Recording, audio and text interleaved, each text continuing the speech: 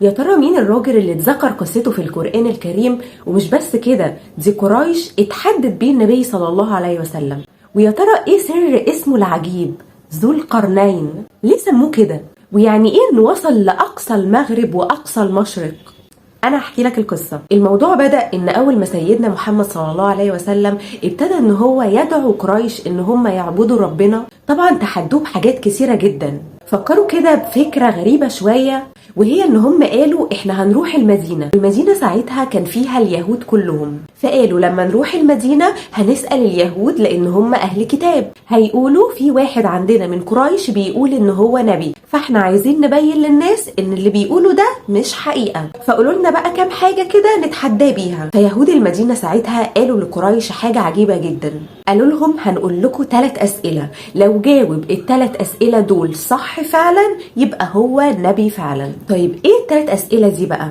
اول سؤال قالوا لهم اسألوه عن نفر شباب فتية كده وقولوا له ايه قصتهم. وتاني سؤال اسألوه عن راجل سيار طاف في الارض من مشرقها لمغربها. وتالت سؤال اسألوه عن روح، وما هي الروح. اول ما قريش سمعت منهم الكام سؤال دول طبعا فرحت جدا، وقالت ان هي هترجع مكة جري للنبي صلى الله عليه وسلم وتتحداه بالاسئلة دي، وكلها غرور ان النبي صلى الله عليه وسلم يعني مش هيعرف يجاوب على الاسئلة دي. وفعلا راحوا للنبي صلى الله عليه وسلم وبدأوا فعلا ان هم يسألوه ال3 أسئلة دول. النبي صلى الله عليه وسلم ما كانش نزل عليه قرآن بال3 أسئلة دول، فقال لهم هقول لكم بكرة، ونسي ان هو يقول بإذن الله او ان شاء الله. فجم قريش تاني يوم والنبي ما كانش نزل عليه الوحي، فالنبي قال لهم طب تعالوا اليوم اللي بعده، ومن غير ما يقول لهم بإذن الله أو إن شاء الله. فبرضه ما نزلش عليه الوحي، وفضل الموضوع ده يتكرر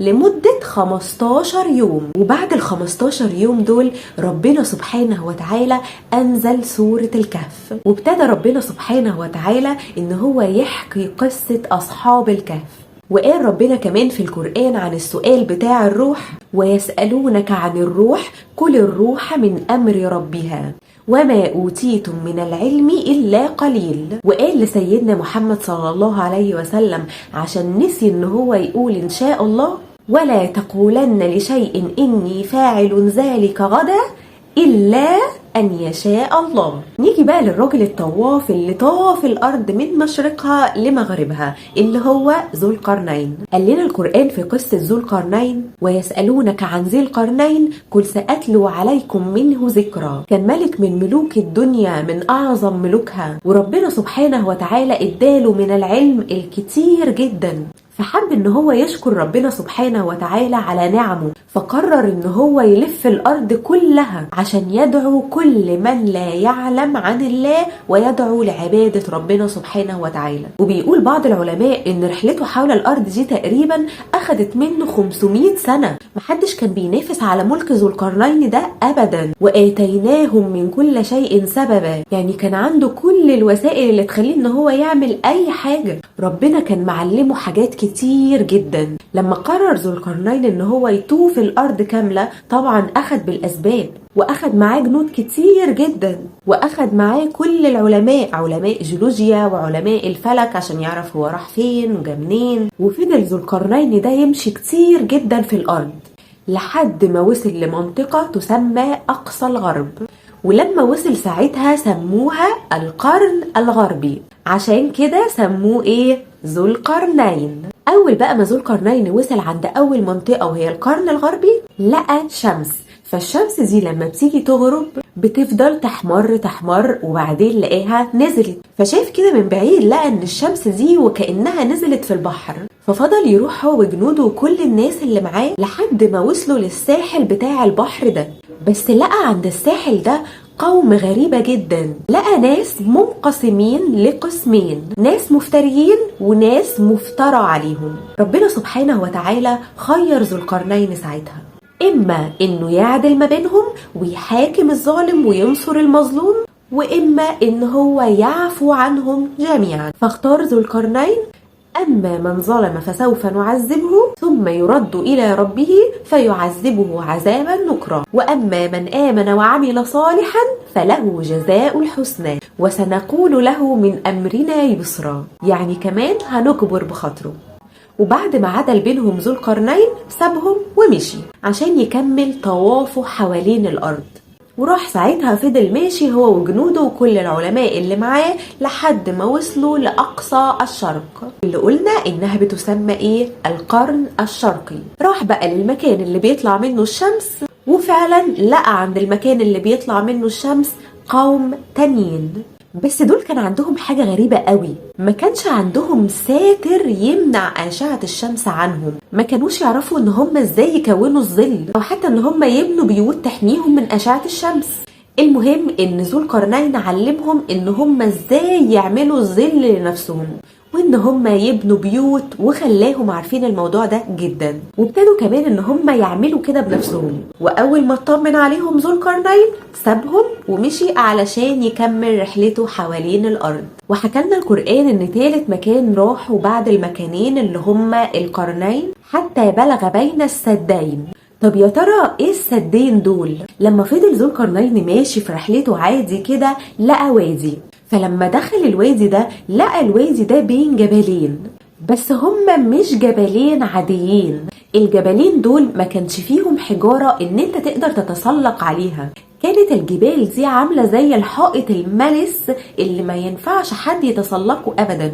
والوادي اللي كان بين السدين دول كان فيه قوم برضو، كان فيه حاجات كده زي مزارع، وكمان كان فيه الأمتعة بتاعتهم والدواب وفيه كل حاجتهم، فعشان كده كانوا مزنوقين مش عارفين ان هم يطلعوا عشان حاجتهم في الوادي ده. راح لهم بقى مين؟ ذو القرنين. فربنا سبحانه وتعالى بيوصف القوم اللي هو راح لهم دول، اوصاف بقى القوم اللي راح لهم ذو القرنين دول ايه؟ ان هم لا يكادون يفقهون قولا، ما بيفهموش اي لغة. فطبعا ذو القرنين زي ما قلت لكم كان معاه علماء ومترجمين، فاستعان علشان يفهم بس لغتهم ب70 مترجم، لحد ما اخيرا فهم القوم دول بيقولوا ايه. فالقوم دول اول ما عرفوا الحمد لله ان هم يتكلموا مع ذو القرنين قالوا له شكلك راجل صالح وهتساعدنا، احنا عندنا مشكلة كبيرة جدا، في ناس بتجيلنا كل يوم هم في حتة بعيدة شوية عننا. الناس دول عبارة عن قومين اسمهم يأجوج ومأجوج، بييجوا يفسدوا في الأرض بتاعتنا كلها وبيحرقوا زرعنا وبينتهكوا أعراضنا، فلو تعرف تجعل بيننا وبينهم سدا وما يعرفوش ان هم يوصلوا لنا. قالوا يا ذي القرنين إن يأجوج ومأجوج مفسدون في الأرض، فهل نجعل لك خرجا على أن تجعل بيننا وبينهم سدا؟ خرجا يعني نديك يعني مكافأة أو فلوس عشان تعمل العمل ده. فرد عليهم ذو القرنين وقال ما مكنني فيه ربي خيرا، النعم اللي ربنا سبحانه وتعالى اداهالي خيرا من كل ده، أنا مش عايز منكم حاجة، بس طلب منهم طلب واحد بس، إن هم يساعدوا في بناء السد ده. فزي ما قال لنا القرآن الكريم فأعينوني بقوة أجعل بينكم وبينهم ردما. وقال لهم ذو القرنين إن هم يجيبوا قطع حديد كبيرة جدا، وزي ما قلت لكم إن هو كان فيه جبل عالي وجبل عالي وحتة فاضية في النص، فابتدى ذو القرنين إن هو يجيب قطع الحديد دي ويبني الحتة اللي بين الجبلين، وفضل يحطهم فوق بعض لحد ما ساوى بين الجبلين. فذو القرنين قال لا ده كده في فراغات بين الحديد دول، جمعوا لي خشب كتير، وفعلا ابتدى ان هو يحط الخشب ده في الفراغات اللي بين الحديد، وابتدى انه يشعل الحطب ده لحد ما الحديد كله بقى احمر جدا. وبعد كده آتوني أفرغ عليه قطرة. يعني ايه قطرة؟ يعني نحاس، النحاس اللي هو السايح خالص، وابتدى يسكب عليه من فوق، ابتدى يسكب على السد ده عشان يسد الفجوات اللي كانت فيه. وبعد ما انتهى ذو القرنين من الموضوع ده طبعا ممشيش زي كل مرة، لا قعد عشان يشوف لما يجي بكرة الصبح القومين دول يأجوج ومأجوج يا ترى هيقدروا ان هم يقتحموا السد ده. وجي بقى أقوام يأجوج ومأجوج يحاولوا ان هم يطلعوا السد ده وبرضه ما عرفوش.